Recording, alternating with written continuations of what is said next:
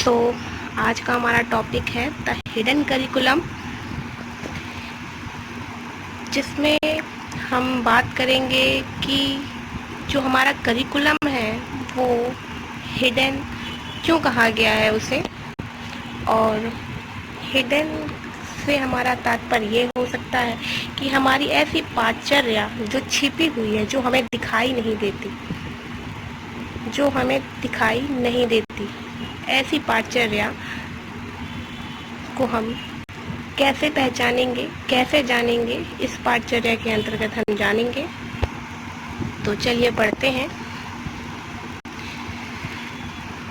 ऐसा करिकुलम, ऐसी पाठचर्या जिसमें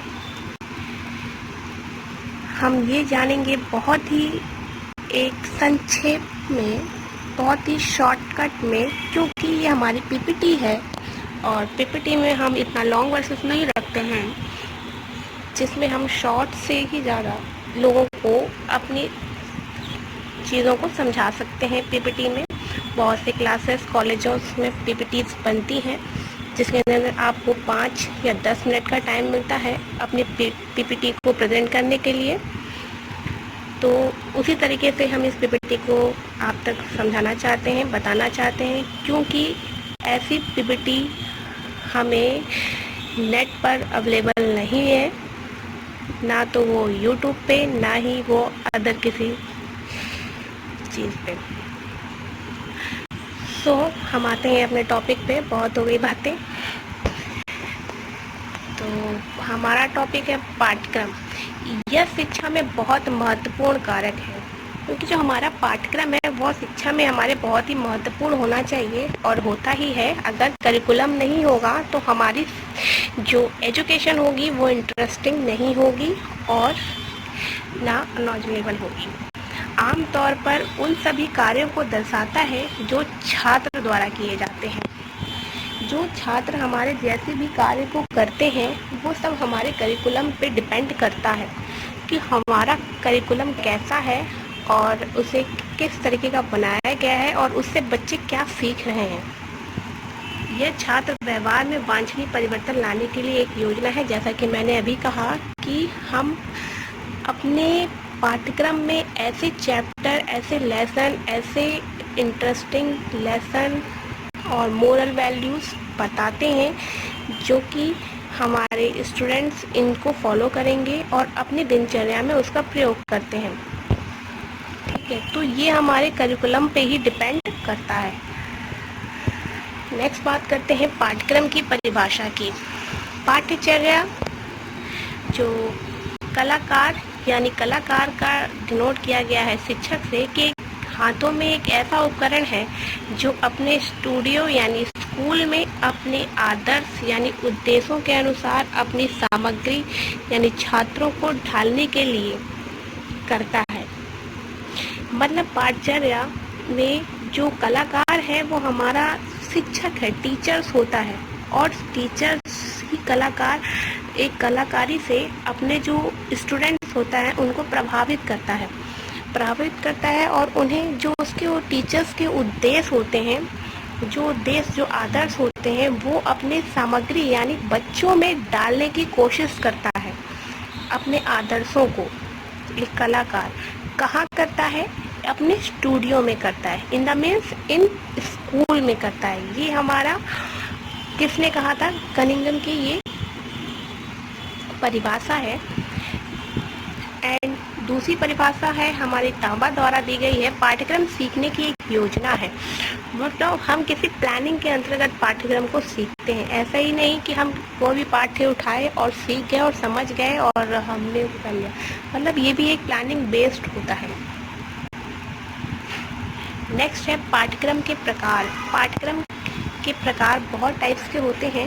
इस हमारे टॉपिक्स में जो हुए हैं, जो हमारी बुकों में जो जनरली है, वो हमारे समृद्ध पाठ्यक्रम, हिडन पाठ्यक्रम, एकीकृत पाठ्यक्रम, कोर पाठ्यक्रम, वैचारिक एवं तथात्मक दृष्टिकोण एवं अनुशासनात्मक दृष्टिकोण, जिसे हम दृष्टिकोण यानी अप्रोचेस भी कह सकते हैं। और हमारा ये बेसिक टॉपिक ये है कि हम हिडन करिकुलम के बारे में हमें जानना है। तो हिडन करिकुलम क्या है, हम इसके बारे में जानेंगे। हमें बाकी सारे अभी टॉपिक्स पर नहीं आना है, वरना ये वीडियो बहुत लंबा हो जाएगा। सो टाइप्स ऑफ करिकुलम्स कैसे हो सकता है? फॉर्मल करिकुलम हो सकता है जिसमें हमारे डॉक्यूमेंट्स वगैरह आ जाते हैं, ऐसे पाठ्यक्रम जिसमें हम डॉक्यूमेंट्स रखते हैं। एंड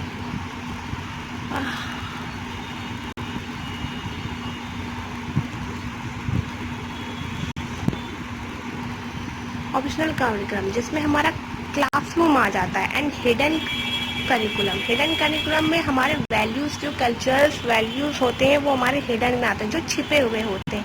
एंड नुल वॉल्यूम जो इसमें लेफ्ट आउट हो जाते हैं, जो हमें छोड़े चले जाते हैं। एंड एक्स्ट्रा करिकुलम जो नॉट फॉर्मली टॉट, जो ऐसे करिकुलम जो हमें किताबों बेस पे नहीं सीखने को मिलते हैं, जो हम अदर चीज़ों से सीखते हैं, ऐसे करिकुलम जो हमारे फॉर्मली बेस पे टॉप होते हैं, इन चीज़ों को हम करिकुलम कहते हैं। अब हम जानेंगे what is the hidden curriculum. Okay, तो छिपा हुआ पाठ्यक्रम यानी हिडन करिकुलम फिलिप जैक्सन द्वारा बताया गया है, जिसमें प्रक्रिया जिसमें मानदंडों और मूल्यों के साथ साथ सामाजिक रूप से अनुमोदित ज्ञान का एक निकाय शामिल है। ठीक है, लोग उन चीज़ों को सीखते हैं जो वास्तव में औपचारिक पाठ्यक्रम में नहीं सिखाई जाती है।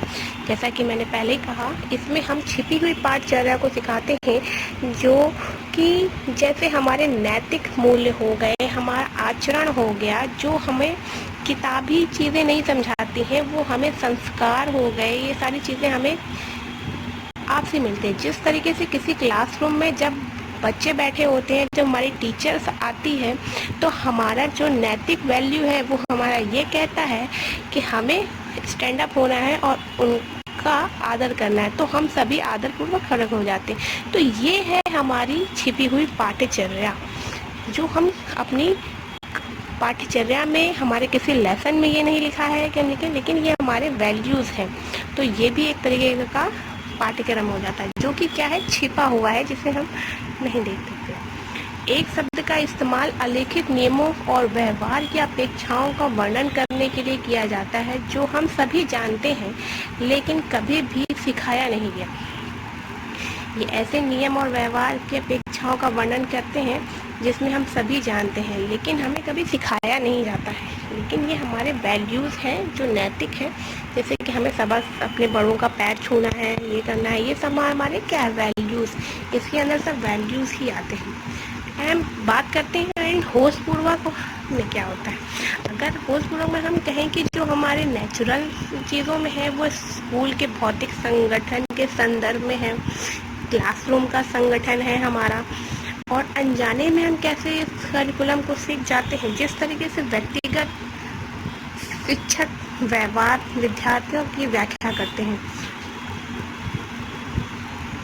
अनजाने में हम इस तरीके से सीखते हैं। जो पर्सनली जो टीचर्स होते हैं, उनको व्यवहार को देख देख कर ही हम सीख जाते हैं कि हमारे टीचर किस तरीके का व्यवहार कर रहे हैं और उनके अंदर क्या क्वालिटीज़ हैं जो हमें एब्जॉर्ब करनी है, वो हम उन चीज़ों को देख के सीखते हैं। जिस तरह से शिक्षक को विद्यार्थी की अपेक्षा अलग होती है, इसी तरीके से स्टूडेंट एंड टीचर्स हमारे अलग अलग होते हैं और उनके वैल्यूज़ अलग होते हैं, उनकी हर चीज़ को अलग होती हैं। जो एक अच्छे टीचर्स में होती है, वही चीज़ें हमें स्टूडेंट्स में जाती हैं।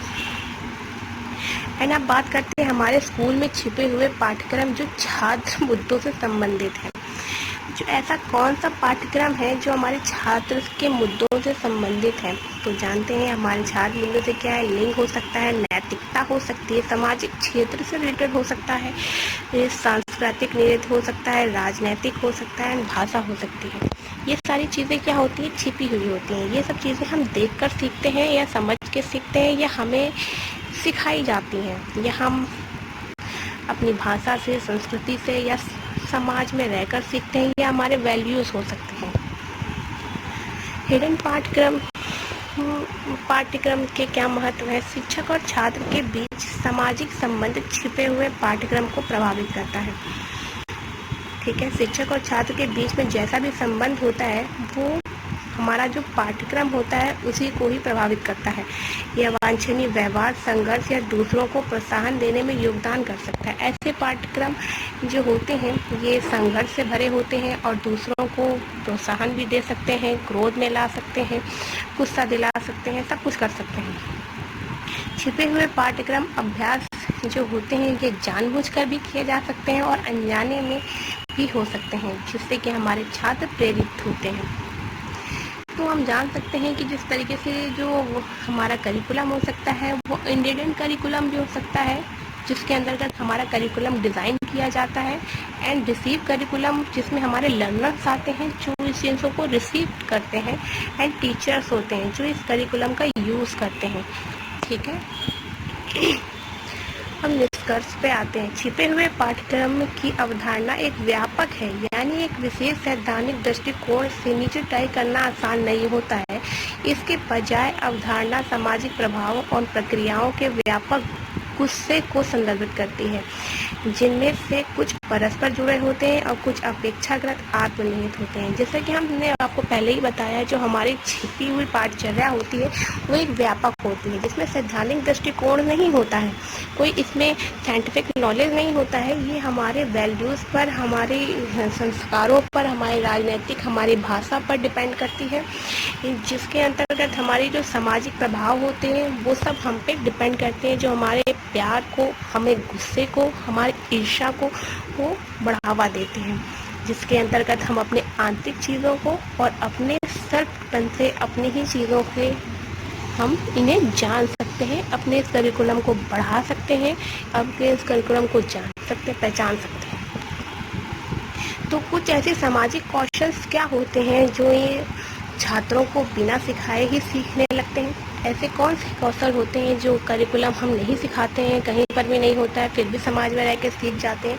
तो जो सोशल स्किल्स होते हैं वो हमारी कम्युनिकेशन स्किल हो सकती है, जैसे कि हम समाज में रहकर बातचीत करना सीख सकते हैं, समाज में रह के हमें किस तरीके से उठना है, बैठना है, बातचीत करना है, बड़ों से, छोटों से, ये सब हम इस कम्युनिकेशन सीख सकते हैं।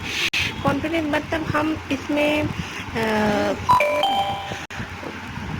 सीख सकते हैं, टीम बिल्डिंग सीख सकते हैं एवं बेसिक इन्फॉर्मेशन सीख सकते हैं। ठीक है, and thank you for my watching video. Please अब नेक्स्ट टॉपिक पे आएंगे, तब हम इसके नेक्स्ट दूसरा वीडियो लेकर आएंगे। Okay, thank you.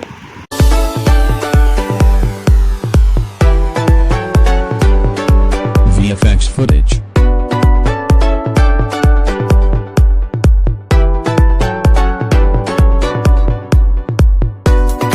VFX footage.